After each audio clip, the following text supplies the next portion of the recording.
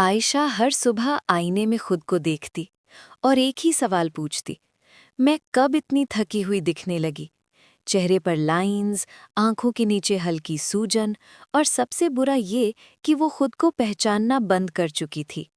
एक दिन तैयार होते समय उसकी छोटी बेटी ने मासूमियत से पूछ लिया, अम्मी, आप दुखी हो क्या? आपके चेहरे से लगता है। बस यही वो पल था जिसने आयशा को भीतर से तोड़ भी दिया और मजबूती भी दे दी। उसने तय कर लिया, अब खुद को खोने नहीं दूंगी। और यहीं से शुरू होती है उसकी 30 डे ग्लो जर्नी। आयशा थकी नहीं थी, वो थक चुकी थी। घर, बच्चों की देखभाल, सबकी ज़रूरतें, और खुद के लिए कुछ नहीं। गलत स्किन केयर, देर रात मोबाइल स्क्रोलिंग, स्ट्रेस और न पूरी नींद, इन सब ने उसके चेहरे से ताजगी खींच ली थी। लेकिन उसने एक बात समझ ली, मैं दूसरों को खुश रखने के चक्कर में खुद को नहीं खो सकती। पहली सुबह उसने खुद को वादा किया, आज से मेरी सुबह मेरे लिए। उसने जेंटल फेस वॉश से चेहरा धोया, और जब ठंडा पानी त्वचा को छूता, कई महीनों बाद उसे सुकून महसूस हुआ। विटामिन सी सीरम लगाया, जैसे चेहरे पर नई उम्मीद उतर रही हो। मॉइस्चराइज़र, फिर सनस्क्रीन, और पहली बार आयशा को लगा, मैं फिर से खुद को पा सकती हूँ।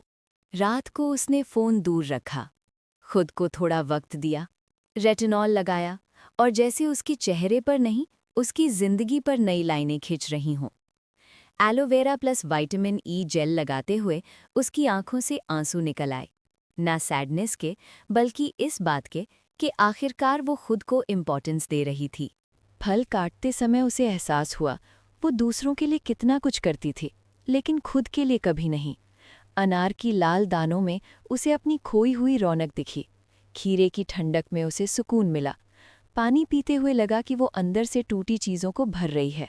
जैसे जैसे डाइट सुधरती गई, वैसे वैसे आयशा के चेहरे पर जिंदगी लौटने लगी। 7 घंटे की नींद, आयशा ने इसे अपनी इबादत की तरह अपनाया। सुबह 10 मिनट की वॉक, और हवा उसे कहती लगती, तुम थक नहीं चुकी, तुम 10 रुकी हुई थी। स्क्रोलिंग कम की, दिल दिमाग हल्का हुआ, और धीरे धीरे वही आयशा वापस आई जो कभी हर जगह रोशनी भरती थी। पहले वो चेहरे को छुपाती थी, अब वो उसे निखार रही थी। नूड लिपस्टिक, पीच ब्लश, आईने में खुद को देखते हुए वो मुस्कुरा पड़ी। मैं बूढ़ी नहीं हुई, मैं बस खुद को भूल गई थी। सॉफ्ट कलर्स, सिंपल हिजाब और नीट हेयर स्टाइल।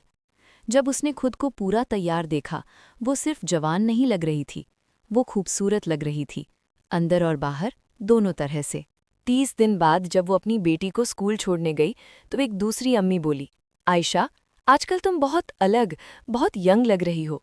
उस पल उसकी आंखों में चमक थी, गर्व था, और सबसे बड़ी बात, वो फिर से खुद को प्यार करने लगी थी। और याद रखो, आयशा कोई अलग इंसान नहीं, वो तुम हो। वो औरत है जिसने खुद को पीछे रखा है।